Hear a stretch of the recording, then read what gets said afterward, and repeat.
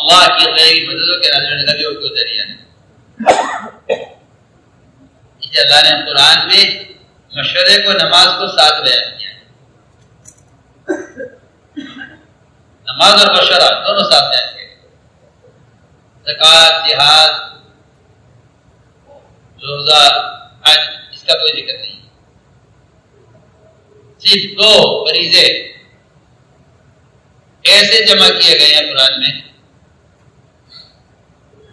کیونکہ اجتماعیت ہی اللہ کی مدد کا واحد سبب ہے۔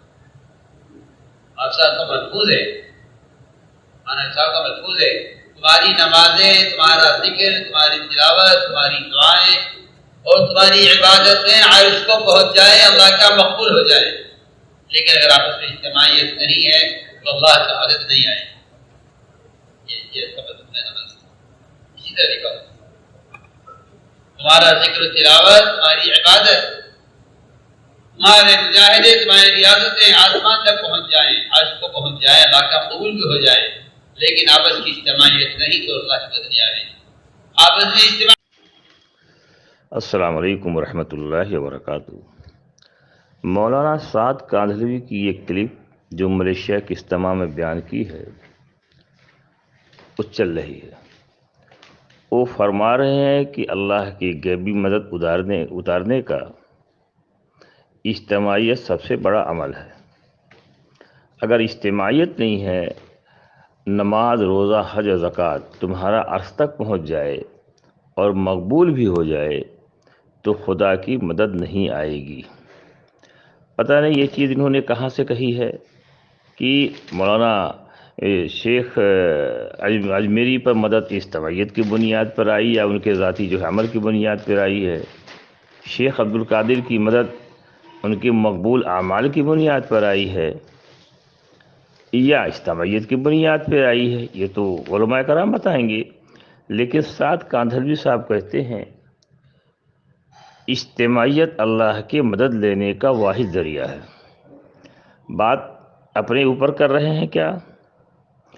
جب راون میں مشورہ ہوا اور مشورے میں سارے لوگ ایک طرف، اجتماعیت کو تار تار کرنے والے صرف مولانا سعد کاندھلوی تھے۔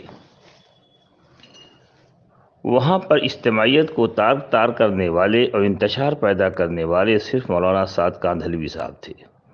معلوم ہوتا ہے کہ یہ اپنا تجربہ بیان کر رہے ہیں۔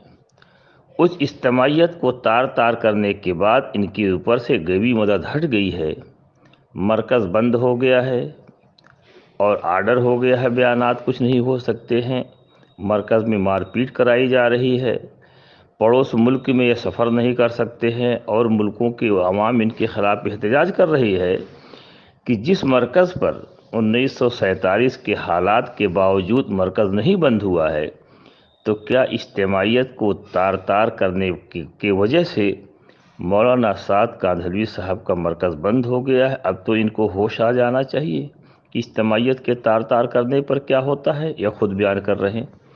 دوسرا بیان کر رہے ہیں مشورے سے بڑھ کر اللہ کی مدد کسی صورت سے نہیں آئے گی، تو یہ مشورہ جو ہوگا وہ شورا سے ہوگا۔ تو ان کے ہاں کہتے ہیں نہ کوئی شوری ہے نہ کوئی شورا ہے، اس لیے ان کی مدد نہیں آ رہی ہے کیا؟ اور مشورہ جو کیا جائے گا وہ ذی ہوش ذی عقل آدمی سے کیا جائے گا۔ تیسری بات، اور مشورہ شورا سے کیا جائے گا، شورا نامزد ہوگی، جیسا کہ حضرت ابوبکر صدیق، حضرت عمر فاروق رضی اللہ تعالیٰ عنہ کی شورا نامزد تھی۔ تیسری بات یہ کہہ رہے ہیں اپنے آڈیو میں کہ قرآن میں نماز کے بعد مشورے کا ذکر ہے، حج، زکوٰۃ، روزہ اور نماز میں کہیں ذکر نہیں ہے۔ تو قرآن میں میرے خیال سے 20 جگہ واقیم الصلاۃ واتوا الزکوٰۃ آیا ہے۔ ہر پڑھنے والا جانتا ہے جہاں واقیم الصلاۃ ہے اکثر اس کی جگہ واتوا الزکوٰۃ ہے۔ تو مولانا سعد کاندھلوی صاحب کہتے ہیں کہ قرآن میں کہیں نماز کے بعد زکوٰۃ، حج کا ذکر نہیں آیا ہے، تو کیا مولانا سعد کاندھلوی صاحب اسرائیل کی طرح، اسرائیل نے ایک قرآن لکھائی ہے جس میں جہاد کی آیتیں نکال دی ہے، تو کیا مولانا سعد کاندھلوی صاحب متاثر ہو کر اسرائیل سے کوئی ایسی قرآن لکھائے ہیں جہاں نماز کے بعد جو زکوٰۃ کا ذکر ہے اس کو نکال دیا گیا ہے؟ ابھی تو یہ معنوی تحریف کر رہے تھے، اب تو یہ لفظی تحریف بھی کرنے پر آ گئے ہیں۔ آڈیو میں بھیج رہا ہوں اور دیکھ لیجیے۔ انہوں نے سورہ شورى کی آیت نمبر 38 پیش کیا ہے۔ اس آیت میں یہ کہا گیا ہے کہ اللہ کی نعمتوں کو آخرت میں لینے کے لیے کچھ صفات ہونا چاہیے۔ 6 7 8 صفات لکھی ہے، جس میں ایک صفت یہ بتائی ہے وہ نماز پڑھنے والے ہوں گے، اور 6ٹھی صفت پہ انہوں نے لکھا ہے کہ وہ آپس میں جو بھی کام کرتے ہیں وہ مشورہ سے کرتے ہیں، اور اہم کاموں میں ابن کثیر رحمۃ اللہ علیہ لکھتے ہیں اہم معاملے میں مشورہ کا لینا واجب ہے۔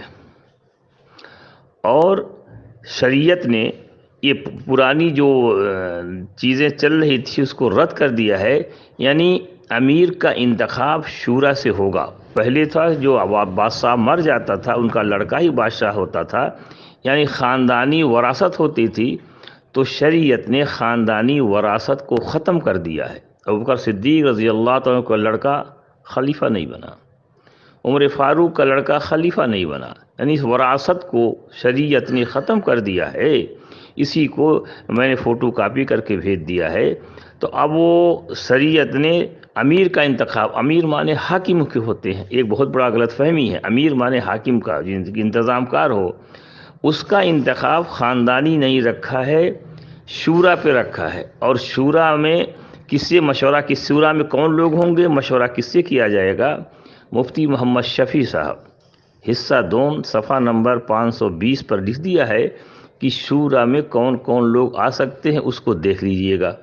اب جو مولانا سعد کے ماننے والے ہیں وہ یہ کہتے ہیں کہ چونکہ مولانا الیاس مولانا یوسف کے خاندان کے ہیں لہذا ان کو امیر ہونا چاہیے۔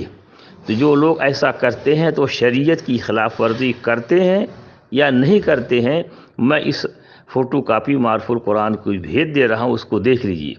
شریعت نے خاندانی وراثت کو ختم کر دیا ہے اور امیر کا انتخاب یا حاکم کا انتخاب شورا کے ذریعے کرنے کے لیے کہا ہے۔